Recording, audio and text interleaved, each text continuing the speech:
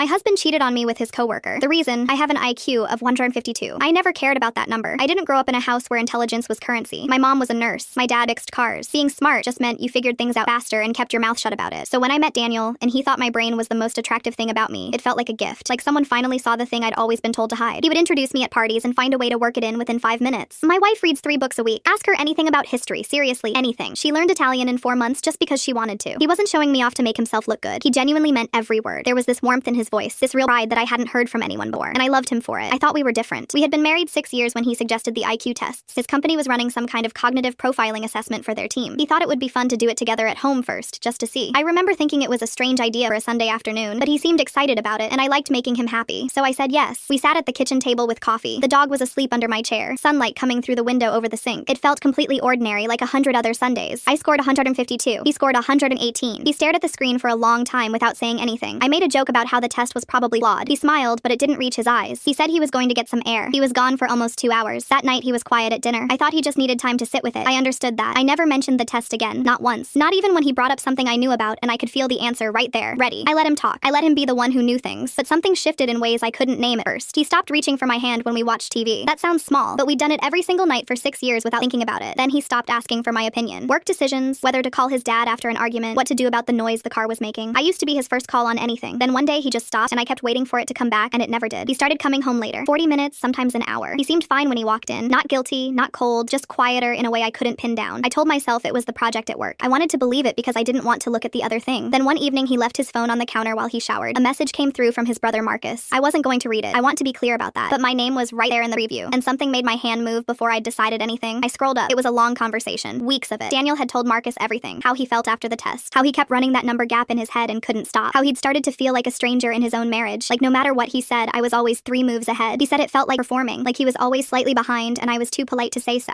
And then there was a name. Renee. A woman from his office. He told Marcus that being with her felt easy. She didn't make him feel like he had to keep up. He said she laughed at his jokes without the pause I apparently had. He wrote that she made him feel like the smartest person in the room again. Marcus asked what she was like. Daniel said fun, simple, uncomplicated. Then Marcus asked if she'd done the office assessment. Daniel said yes. Marcus asked what she got. Daniel said 104, just like that. He offered the number like it closed the case. I put the phone back exactly where it was. I walked to the couch and sat down and stared at nothing. He came out 20 minutes later in his pajamas, hair still damp, and asked if I wanted to watch something. I said sure. We watched half a movie and I couldn't tell you a single thing about it. That was 5 days ago. He has no idea I know. He kissed me goodbye this morning and said he'd be home by 7. I said okay. The door closed. I listened to his car leave, and I sat there with my coffee going cold, thinking about that Sunday. The dog under my chair, the light through the window, how neither of us knew what that hour was going to cost. I never wanted to be the smartest person in the room. I just wanted to be in the room with him. He did the math. He didn't like the answer. So he found someone who made the equation easier, and he never once stopped to think about what it would cost me.